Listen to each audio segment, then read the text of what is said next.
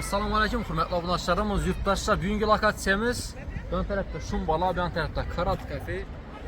Birini bilesizler, acayip lokatsiya. Marşrutdan muamma yok. 7 avtobusumuz birden ötedi, 19 birden ötedi. Yurttaşlar stadiondan yakın. Urdun üstünden bir adım, pişkom çıkamam deseniz de işeden kuş gelip sen kesmişsiniz var. 3 minut, 5 minuta çıkaslar piyada. Satıladığım bir kanalı kvartiramız var. Taza donda 5. etajda kirpişçinin remonta etilgen bir yerdə görüp çıkamız. Like bakmışsa sonra kanalımız. Lavunlaşlarımız 5. etaja çıktık yine. Padezlerin ahvalını görüp durursunuz. Acayip. Yevalarımız travesil boğan, patologlarımızdan plastik ətilgan, ayakımız teyi 100% əmmiyoruz mıramır. Perilalarımızdan yaxşı ətib işlən yurttaşlar. Her etajda 3 kvartiradan yurttaşlar. Bizden kvartira, şu kvartira yine. Bismillahirrahmanirrahim. Obzorumuzu başlayımız. Girgəndən koridor. Xanalarımız yine. Bir anda bir xanamız, bir anda 2 sanuzil. Bu xanamız aşxana. Şu xanamızdan başlayımız obzorumuzdan.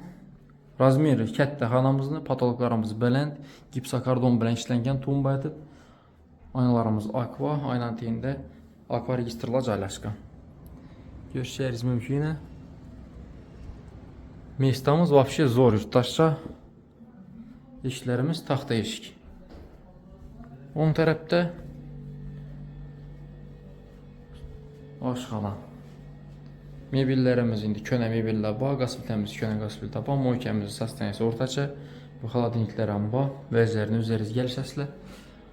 Kaçolumuz, duh konturni, raydən kaçol. Stabilizatorlarım bayını yurttaşca, qazın sütçükəm var.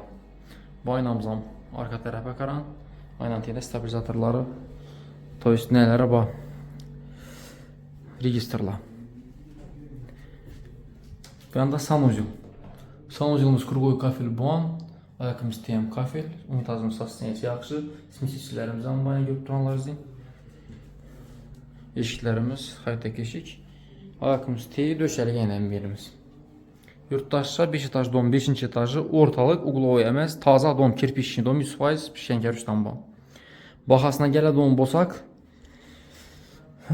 Tak, ekranda yazıp kaldıramız. Etibarlar şu rahmet, like, patiske sorak kalamız. Sağ olanlar, salamat olanlar, baxıl olanlar. Bizden güzel devam edik yine.